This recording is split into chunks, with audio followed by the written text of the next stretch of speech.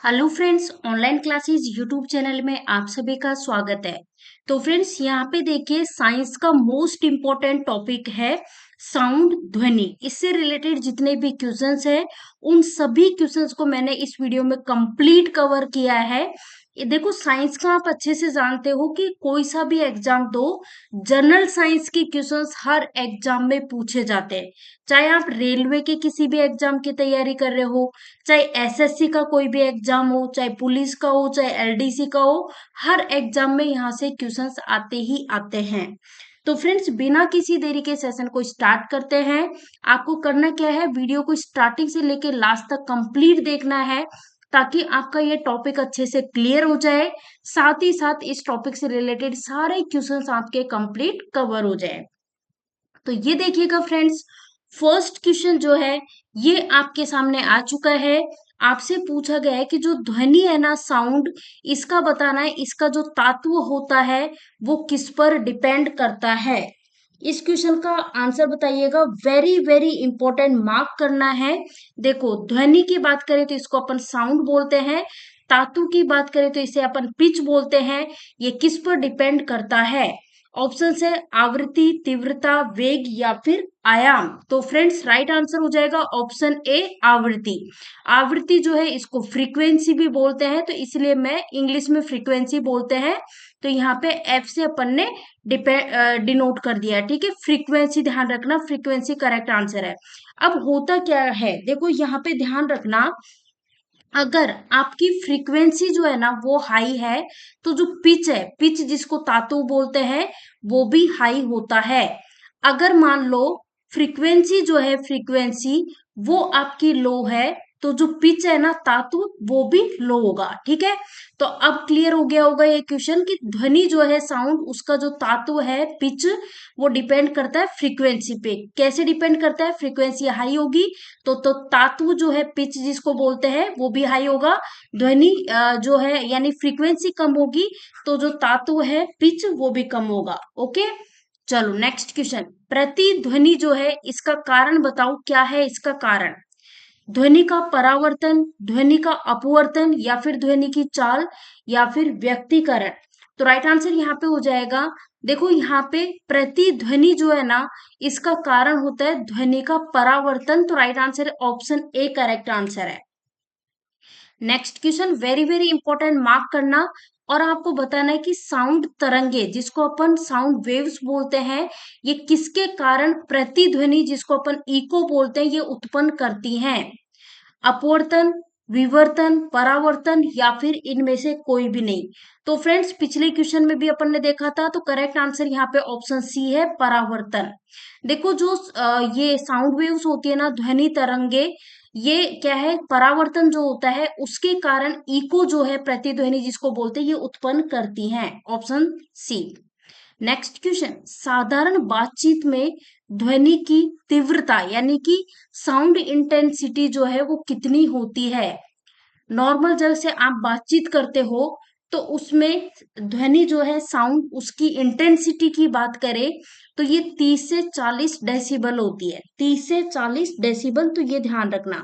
Friends, एक और चीज मैं कहना चाहूंगी। अब यहाँ पे देखो, ध्वनि की इंटेंसिटी से रिलेटेड बात हो रही है, तो एक मोस्ट इंपॉर्टेंट चीज नोट कर लेना। यहाँ पे मैं लिख रही हूँ WHO, वर्ल्ड हेल्थ ऑर्गेनाइजेशन। ये जो वर्ल्ड हेल्थ ऑर्गेनाइजेशन जो है, इसका हेडक्वार्टर कहाँ पे है? इसका हेडक्वार्टर है जेनेवा, स्विट्जरलैंड में। कहाँ पे? जेनेवा, स्विट्जरलैंड में। अब आप सोचोगे मैंने वर्ल्ड हेल्थ ऑर्गेनाइजेशन का जिक्र क्यों किया है, तो फ्रेंड्स, इसको मैं इसलिए डिस्कस करना चाह रही हूँ कि वर्ल्ड हेल्थ ऑर्गेनाइजेशन जो है ना, इसने ये जो साउंड वेव्स जो है, साउंड की इंटेंसिटी है, उसके बारे में कुछ चीजें कही है। क्या कही गई है? कि एक जो ह्यूमन होता है, मनुष्य होता है, वो, फ्रेंड्स ध्यान देना, मैंने यहाँ लिखा 45, और 45 से क्या लिखा मैंने, 60। ठीक है, 45 से 60 डीबी जो है, ये डीबी यानी कि डेसिबल, इसको मतलब कि आराम से इंजॉय करके सुनेगा।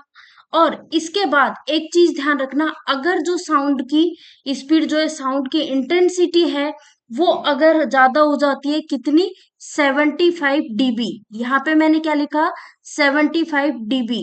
इससे अगर ज्यादा हो जाती है तो उस केस में क्या है, हमें इरिटेशन महसूस होने लगती है। ठीक है, आप मतलब कि 45 से 60 डीबी जो साउंड है उसको तो बड़े इंजॉय करके आप सुनोगे, बट जब 75 डीबी से ज्यादा हो जाती है तो उससे आपको क्या होने लग जाती है, इरिटेशन महसूस होने लग जाती है। ठीक है, ये चीज ध्यान रखना।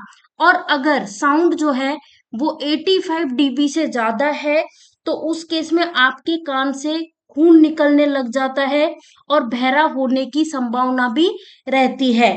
और एक और चीज, उसके अलावा 140 डीबी, 140 डीबी से अगर अधिक होगी तो फ्रेंड्स आप नोट कर लो, 140 डीबी से ज्यादा होगी तो इंसान पागल हो सकता है। ठीक है, फिर से मैं आपको रिवाइज करा रही हूँ, 45 से 60 डीबी जो है इसको तो आप बड़े इंजॉय करके मजे से सुन सकते हो, बट 75 डीबी से ज्यादा साउंड की बात करें तो इससे आपको इरिटेशन महसूस होने लगती है। और अगर 85 डीबी से ज्यादा है तो उस केस में आपके कानों से ब्लड निकल सकता है और आप बहरे भी हो सकते हो। और 140 डीबी से ज्यादा साउंड है तो उस केस में इंसान पागल भी हो सकता है। ठीक है, चलो इस क्वेश्चन का आपको आंसर बताना है कि वायु, वाइंड जिसे अपन बोलते हैं, इसमें ध्वनि का जो वेग है यानी कि वेलोसिटी ऑफ साउंड की बात करें तो ये कैसे बदलता रहता है। चार ऑप्शंस आपके सामने है। ऑप्शन ए कह रहे हैं तापमान के बढ़ने से घटता है, या फिर तापमान के घटने से घटता है, या फिर तापमान पर आश्रित नहीं रहता है, या फिर तापमान के घटने से घटता है। तो friends correct answer option D correct answer है, कि यानी कि जो वायु है ना उसमें क्या होता है कि साउंड की जो वेलोसिटी है ना वो क्या होगी कि जो टेम्परेचर होता है ना, नोट करो टेम्परेचर, टेम्परेचर घटेगा तो वेलोसिटी जो है साउंड की वो भी घटेगी। ये चीज नोट कर लेना, वेरी वेरी इंपॉर्टेंट। ठीक है ना, चलो नेक्स्ट क्वेश्चन आपसे बोला है कि रेडियो का समस्वरण स्टेशन जो है ये किसका एग्जाम्पल है। रेडियो का समस्वरण स्टेशन की बात करें तो ये किसका एग्जाम्पल है, ये है अनुनाद का। तो राइट आंसर अनुनाद, रेजोनेंस यहाँ पे राइट आंसर हो जाएगा, ऑप्शन बी करेक्ट आंसर है, वेरी वेरी इंपॉर्टेंट। चलो यहाँ पे आप बताओ जो सोनार होते हैं उसका अधिकांश प्रयोग जो है वो किसमें लाया जाता है। सोनार की बात कर रहे हैं, बताइएगा। फ्रेंड्स सोनार की अपन बात करें तो समुद्र में उपस्थित जो वस्तुएं होती है उसका पता लगाने के लिए यूज किया जाता है किसका, सोनार का। ठीक है, तो राइट आंसर यहाँ पे हो जाएगा ऑप्शन डी, नौ संचालकों द्वारा, क्योंकि समुद्र से रिलेटेड बात हो रही है ना भाई, समुद्र के अंदर उपस्थित जो वस्तुएं होती है उसका पता लगाने के लिए इसका यूज लेते हैं। और सोनार जो है वो किस तरह से वर्क करता है, तो फ्रेंड्स सोनार जो है वो साउंड फ्रीक्वेंसी के आधार पर वर्क करता है। नेक्स्ट क्वेश्चन, ध्वनि तरंगे किसमें नहीं चल सकती हैं, ठोस माध्यम में, द्रव माध्यम में, गैसीय माध्यम में, या फिर निर्वात में। तो फ्रेंड्स राइट आंसर यहाँ पे हो जाएगा ऑप्शन डी करेक्ट आंसर हो जाएगा। देखो साउंड वेव्स की बात हो रही है तो एक चीज नोट करना, साउंड वेव्स की बात करें तो जो ठोस वस्तुएं होती है ना जिसको अपन इंग्लिश में बोलते हैं सॉलिड, उसमें साउंड वेव सबसे ज्यादा होती है साउंड की स्पीड, और उसके बाद होती है लिक्विड में उससे कम होती है, और जो गैस होती है उसमें इससे भी कम होती है। ठीक है ना, तो आपको पता है कि साउंड वेव्स जो है वो इसमें सॉलिड में भी होती है यानी ठोस में भी होती है, लिक्विड में भी होती है, गैस में भी होती है, लेकिन निर्वात में नहीं होती है। निर्वात यानी वैक्यूम।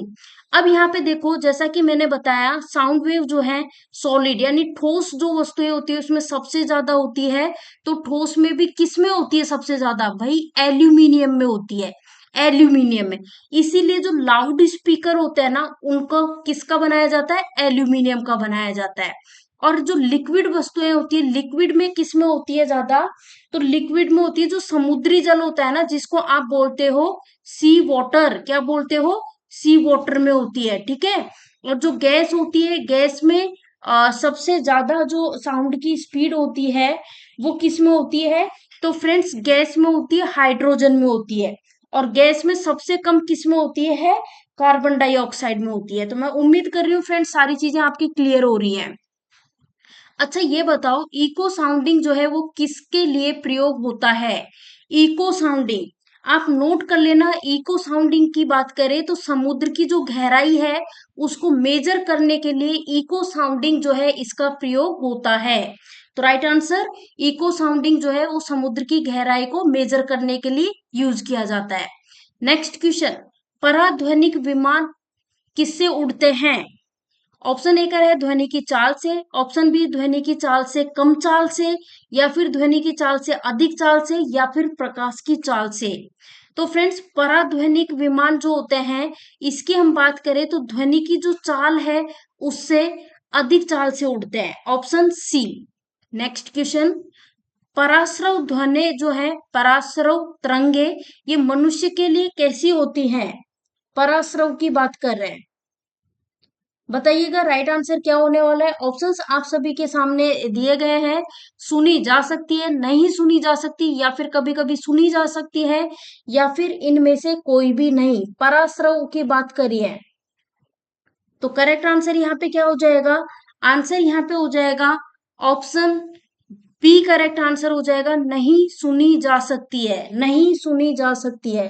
ठीक है ना, ये इस क्वेश्चन का करेक्ट आंसर हो जाएगा। अब देखो नेक्स्ट क्वेश्चन की ओर बढ़े। अब देखो चलो यहीं पे बता देते हैं। पारासोनिक जिसे अपन बोलते हैं अल्ट्रासोनिक वेव्स। अल्ट्रासोनिक वेव्स जैसे कि यहाँ तो आपने देख लिया कि भाई हम इनको सुन नहीं सकते। क्यों नहीं सुन सकते हैं? कारण, तो कारण इसलिए है, कारण ये है कि 20,000 जो हैजार्ड्स जो है ना उससे ज्यादा ये वेव्स होती है। ओके, और एक मनुष्य जो है ऑडिबल वेव्स की बात करें तो एक मनुष्य कितनी वेव्स को सुन सकता है, तो वो भी मैं नोट डाउन कर देती हूँ ताकि आपकी सारी चीजें अच्छे से क्लियर हो जाए। तो यहाँ पे मैं लिख रही हूँ 20 से लेकर के 20,000, क्या 20 से लेकर के 20,000 हैजार्ड्स तक की जो वेव्स हैं उनको आप सुन सकते हो। लेकिन ध्यान रखना 20,000 हैजार्ड से ज्यादा की वेव्स को आप नहीं सुन सकते हो। ठीक है, तो देखो यहाँ पे वही सारी चीजें लिखी गई हैं कि 20,000 हैजार्ड से ऊपर की तरंगों को परास्वर तरंगे यानी कि अल्ट्रासोनिक वेव्स कहा जाता है। मनुष्य के कान इन वेव्स को नहीं सुन सकते हैं, परंतु कुछ जानवर इनको सुन सकते हैं, जैसे कि कुत्ता हो गया, बिल्ली हो गई, चमगादड़ हो गया, ये इन्हें सुन सकते हैं।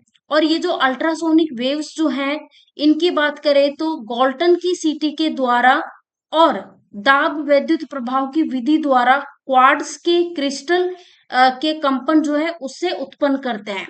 चलो नेक्स्ट क्वेश्चन, स्टेथोस्कोप जो होता है उसकी जो साउंड है, स्टेथोस्कोप साउंड किस सिद्धांत यानी कि किसकी थ्योरी पर वर्क करता है? परावर्तन, अपवर्तन, विवर्तन, या फिर ध्रुवण। तो फ्रेंड्स, स्टेथोस्कोप की बात करें जो डॉक्टर्स यूज करते हैं तो वो किस पर वर्क करता है? परावर्तन पर, option A. Next question, sound waves की बात करें तो इसकी प्रकृति कैसी होती है? अनुप्रस्थ, अनुदैर्घ्य, अप्रगामी, या फिर विद्युत चुंबकीय। तो राइट आंसर यहाँ पे हो जाएगा ऑप्शन बी, करेक्ट आंसर हो जाएगा अनुदैर्घ्य। साउंड वेव्स की बात करें तो इसकी प्रकृति कैसी होती है? अनुदैर्घ्य होती है। ठीक है, अनुदैर्घ्य जो है इसको अपन लॉन्गिट्यूडनल वेव्स कहते हैं। क्या कहते हैं? लॉन्गिट्यूडनल वेव्स कहते हैं। अब आप कहोगे लॉन्गिट्यूडनल वेव्स क्या होती हैं? तो फ्रेंड्स, लॉन्गिट्यूडनल वेव्स की बात करें तो मतलब कि ये क्या है कि अंदर ट्रेवल कर सकती है, लेकिन जो सरफेस होता है ना उस पे ये ट्रेवल नहीं कर सकती है। ठीक है, ये ध्यान रखना। इसका एग्जांपल साउंड है, ये देखो यहाँ पे ये जो अनुदैर्घ्य तरंग जो है ना लॉन्गिट्यूडनल वेव्स, इसके बारे में मैंने ऑलरेडी आपको बता दिया है। ठीक है, चलो बढ़ते हैं नेक्स्ट क्वेश्चन की ओर। यहाँ देखिएगा, ध्वनि प्रदूषण किसमें मापा जाता है? फोन में, डेसी में, डेसिबल में, या फिर डेसिमल में। तो राइट आंसर यहाँ पे हो जाएगा, साउंड से रिलेटेड बात हो रही है तो साउंड की जो यूनिट होती है डेसिबल होती है, तो डेसिबल में मेजर किया जाता है इसको। नेक्स्ट क्वेश्चन, पराश्रव तरंगे जो होती हैं इसकी आवृत्ति बताओ। पराश्रव तरंगे जिसको अपन बोलते हैं अल्ट्रासोनिक वेव्स, तो फ्रेंड्स अल्ट्रासोनिक वेव्स का मैंने आपको बताया है 20,000 हैजार्ड से ज्यादा होती है। तो राइट आंसर यहाँ पे हो जाएगा ऑप्शन सी, करेक्ट आंसर होगा ऑप्शन सी। ठीक है, नेक्स्ट क्वेश्चन, रडार की कार्य प्रणाली जो है ये किस सिद्धांत पर वर्क करती है? रडार की चार ऑप्शंस आपके सामने हैं, राइट आंसर क्या होगा इस क्वेश्चन का? रडार के बारे में बात कर रहे हैं। देखो रडार की अपन बात करें ना तो एक और चीज नोट कर लेना रडार से रिलेटेड कि रडार जो है वो रेडियो वेव्स के माध्यम से हवा की तरफ से आने वाली जो वस्तुएं होती है उनका पता लगाने के लिए यूज की जाती है। और ये किस सिद्धांत पर वर्क करती है? रेडियो तरंगों का जो परावर्तन है उस पे, उस सिद्धांत पे वर्क करती है। तो राइट आंसर ऑप्शन बी है। नेक्स्ट, निम्न में से किसके द्वारा ध्वनि प्रदूषण नॉइस पॉल्यूशन होता है? मोटर गाड़ी, रेलवे इंजन, पॉप म्यूजिक या फिर हवाई जहाज की उड़ान भरना? तो फ्रेंड्स जो नॉइस पॉल्यूशन है, ध्वनि प्रदूषण, वो होता है हवाई जहाज की उड़ान भरना, इसके कारण होता है। तो राइट आंसर है ऑप्शन डी। नेक्स्ट क्वेश्चन यहाँ देखो, किस माध्यम में यानी कि किस मीडियम में ध्वनि जो है साउंड वो सबसे तेज चलती है? तो ये मैंने आपको बताया था, मैं फिर से लिख देती हूँ। देखो ठोस, ठीक है, सबसे ज्यादा किसमें होती है? ठोस, जिसको अपन इंग्लिश में बोलते हैं सॉलिड। और उसके बाद किसमें होती है? द्रव। और फिर सबसे कम किसमें होती है? गैस। ठीक है ना, ये चीज आप नोट कर लो। सबसे ज्यादा किसमें होती है? सॉलिड, उसके बाद लिक्विड में, और सबसे कम किसमें होती है? गैस में होती है। अब जो ठोस है उसमें भी सबसे ज्यादा किसमें होती है? एल्यूमिनियम में होती है।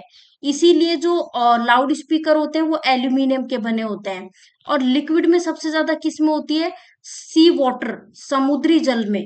और जो गैस है उसमें सबसे ज्यादा होती है हाइड्रोजन में होती है। ठीक है, तो यहाँ पे क्वेश्चन क्या था? किस माध्यम में जो ध्वनि है वो सबसे तेज चलती है? तो राइट आंसर ठोस हो जाएगा, ऑप्शन ए करेक्ट आंसर है। नेक्स्ट, स्त्रियों की आवाज पुरुषों की अपेक्षा पतली होती है, तो इसका रीजन बताओ। इसका रीजन देखो क्या है, आप ये चीज देखना, ये इसलिए होता है क्योंकि जो स्त्रियां होती हैं उनमें जो, क्योंकि देखो अपन बात करें भाई साउंड की बात करें तो ये डिपेंड करती है पिच पे। किस पे? पिच।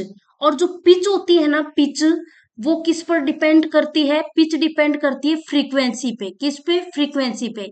यानी कि आपकी फ्रीक्वेंसी हाई होगी तो आपका जो पिच, जिसको तातु बोलते हैं, वो भी हाई होगा। तो ध्यान देना फ्रेंड्स, जो ये स्त्रियां होती है उनका फ्रीक्वेंसी जो है, आवर्ती जिसे अपन बोलते हैं, ये हाई होता है, इसलिए उनका जो पिच है वो भी हाई होता है। इसके कारण जो उनकी आवाज है तीखी, किरकी, सुरीली और पतली होती है। ठीक है, तो यहाँ पे यही चीज बात करी गई है कि स्त्रियों की आवाज पुरुषों की अपेक्षा में पतली होती है, इसका कारण। तो इसका कारण ये है। ठीक है, तो देखो यहाँ पे यही बोला गया है कि स्त्रियों की आवाज की जो फ्रीक्वेंसी है, आवर्ती, वो अधिक होती है। तो देख लो यहाँ पे यही चीज तो मैंने आपको बताई है। नेक्स्ट क्वेश्चन देखो, यही सारी चीजें यहाँ पे आ गई है कि मोटी आवाज का तारतत्व जिसे पिच बोलते हैं ये कम, और पतली आवाज का जो तारतत्व है वो होता है ज्यादा होता है। ठीक है, वही चीज वही बात हो गई। अब देखो लो पिच की बात करें, भाई फ्रीक्वेंसी लो होगी तो आपकी जो पिच है वो भी कम होगी। और जब आपकी पिच कम है तो आपकी जो आवाज है वो कैसी होगी? भारी, भद्दी, इस तरह की होगी। और आपकी फ्रीक्वेंसी हाई है, ये देखो फ्रीक्वेंसी आपकी हाई है तो आपका पिच भी हाई होगा। और उस केस में आपकी आवाज कैसी होगी? पतली होगी, सुरीली होगी, किरकिस होगी, तीखी होगी। ठीक है, चलो नेक्स्ट क्वेश्चन, एयर टेम्परेचर वायु के तापमान में परिवर्तन से जो साउंड है इसका निम्नलिखित में से कौन सा गुण प्रभावित होता है? तरंग दैर्घ्य, विस्तार, आवृत्ति, तीव्रता? तो राइट आंसर है आवृत्ति, फ्रीक्वेंसी यहाँ पे करेक्ट आंसर हो जाएगा, फ्रीक्वेंसी प्रभावित होता है।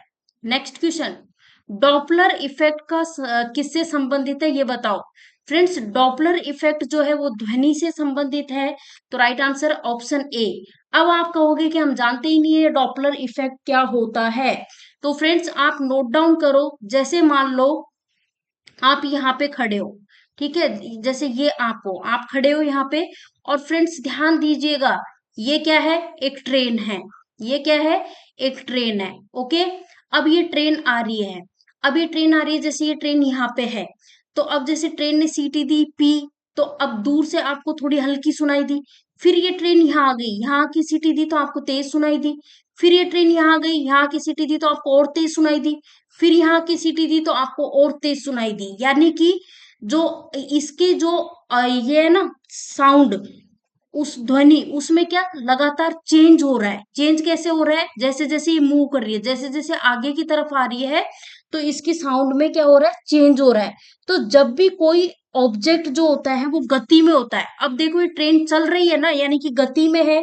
तो जब भी कोई ऑब्जेक्ट गति में होता है, तो गति के साथ साथ उसकी जो साउंड फ्रीक्वेंसी है, साउंड फ्रीक्वेंसी वो लगातार क्या होती है, चेंज होती है। तो लगातार चेंज ही तो हो रही है, दूर हो रही थी, दूर थी तो आपको सीटी की जो आवाज है वो कम सुनाई दे रही थी, और नजदीक आई तो और तेज, और नजदीक आई तो और तेज, इस तरह से करके। ठीक है, नेक्स्ट क्वेश्चन, पास आती हुई रेलगाड़ी की सीटी की आवृत्ति बढ़ जाती है, ऐसा किस घटना के कारण होता है? तो अभी तो मैंने बताया डॉपलर इफेक्ट के कारण होता है, ऑप्शन बी, ऑप्शन बी।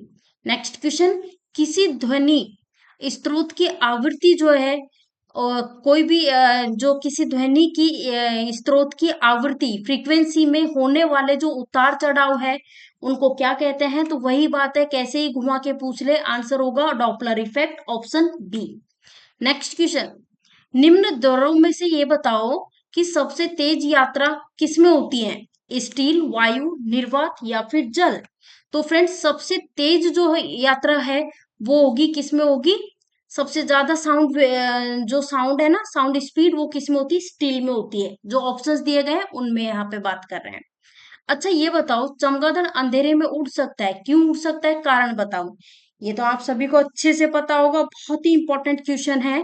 क्योंकि वे जो ये होता है ना चमगादड़, वो तीव्र ध्वनि तरंग जो है वो पैदा करता है, जो उसका नियंत्रण करती है। तो इस कारण से ऐसा होता है। तो राइट आंसर है ऑप्शन सी। नेक्स्ट क्वेश्चन, वायु की ध्वनि में चाल होती है, आप नोट कर लो फ्रेंड्स, वायु की ध्वनि में जो चाल है वो फिक्स है, कितनी होती है बताओ? 332 होती है, बट 332 भी क्या, मीटर पर सेकेंड। तो राइट आंसर है ऑप्शन सी, करेक्ट आंसर है option C. Next question, echo जो है प्रतिध्वनि जिसे बोलते हैं, इसका कारण, तो इसका कारण मैंने बताया था ध्वनि का परावर्तन, जिसको अपन ध्वनि का साउंड ऑफ रिफ्लेक्शन। उसके बाद किसी भी जो ध्वनि का प्रभाव है वो हमारे कानों में रहता है 1/10 सेकेंड तक, 1/10 सेकेंड तक। और जो इको है प्रतिध्वनि, वो सुनाई देने के लिए श्रोता एवं परावर्तक सतह के बीच न्यूनतम दूरी कितनी होनी चाहिए? तो न्यूनतम दूरी होनी चाहिए 16.6 की, 16.6 मीटर की। फ्रेंड्स, जो सिनेमा हॉल होते हैं उनकी जो दीवार होती है उन पर थर्माकोल का प्रयोग किया जाता है, कारण बताओ क्यों? ये अनुरणन यानी कि रिवर्ब्रेशन जो है ना, इससे बचने के लिए। अच्छा, बंद कमरा जो होता है, ये बताओ कि जो बंद कमरा होता है उसमें ध्वनि का सुनाई देना जो है, इसका कारण बताओ। बंद कमरे में भी साउंड सुनाई देती है, कारण ध्वनि का विवर्तन, ध्वनि के विवर्तन के कारण। अब नेक्स्ट क्वेश्चन है कि नजदीक में जैसे मान लो कोई रेडियो स्टेशन है, तो इसका भी प्रसारण जो है वो कभी कभी साफ नहीं सुनाई देता, इसका कारण बताओ। तो फ्रेंड्स, विनाशी व्यक्तिकरण के कारण क्लियर नहीं सुनाई देता है। तो राइट आंसर हो जाएगा विनाशी व्यक्तिकरण। ठीक है, यानी कि डिस्ट्रैक्टिव इंटरफेरेंस के कारण। नेक्स्ट है, समुद्र में साइलेंस जोन अर्थात नीरव क्षेत्र का होना, ये किसके कारण होता है? ये भी इसी के कारण होता है, विनाशी व्यक्तिकरण के कारण। नेक्स्ट, संगीत के कारण खिड़की के, ये बहुत ही इंपॉर्टेंट क्वेश्चन है, बहुत ज्यादा बार पूछा गया है कि संगीत के कारण खिड़की के शीशे का टूटना, या फिर सैनिकों की ताल में परेड करने वाला जो सैनिक जो है वो एक ताल में परेड करते हैं, तो उससे पुल का टूटना, ये किसके कारण होता है? तो ये रेजोनेंस के कारण होता है, अनुनाद के कारण। अच्छा ये बताओ, रेडियो जो है उसके कार्य करने का जो सिद्धांत है वो किस पर आधारित होता है? तो ये होता है इलेक्ट्रोमैग्नेटिक रेजोनेंस पर आधारित होता है विद्युत चुंबकीय अनुनाद पर। अच्छा, एक और चीज कि दिन की, ये भी बहुत इंपॉर्टेंट क्वेश्चन है। दिन की अपेक्षा आपने नोट किया होगा कि रात को जो आवाज है, साउंड जो है, ध्वनि, वो दूर तक सुनाई देती है। इसका कारण बताओ। तो इसका कारण है साउंड ऑफ रिफ्रैक्शन, यानी कि ध्वनि का अपवर्तन के कारण। ठीक है ना। तो फ्रेंड्स, ये टॉपिक अपना कंप्लीट कवर होता है। अगर आपको वीडियो पसंद आया हो तो फ्रेंड्स वीडियो को लाइक करें, जितना ज्यादा हो सके वीडियो को शेयर करें। आप में से अगर चैनल पे कोई नया है तो चैनल को अभी सब्सक्राइब कर ले, साथ ही बेल आइकॉन दिया हुआ है उस पर क्लिक करें ताकि जो भी हम वीडियो डालें उसके नोटिफिकेशंस आपको मिलते रहें। अगर आपने ऑलरेडी चैनल को सब्सक्राइब कर रखा है तो वापस से सब्सक्राइब नहीं करना है, बस एक ही बार सब्सक्राइब करना है। ओके फ्रेंड्स, मिलते हैं नेक्स्ट वीडियो में। Thank you for watching this video.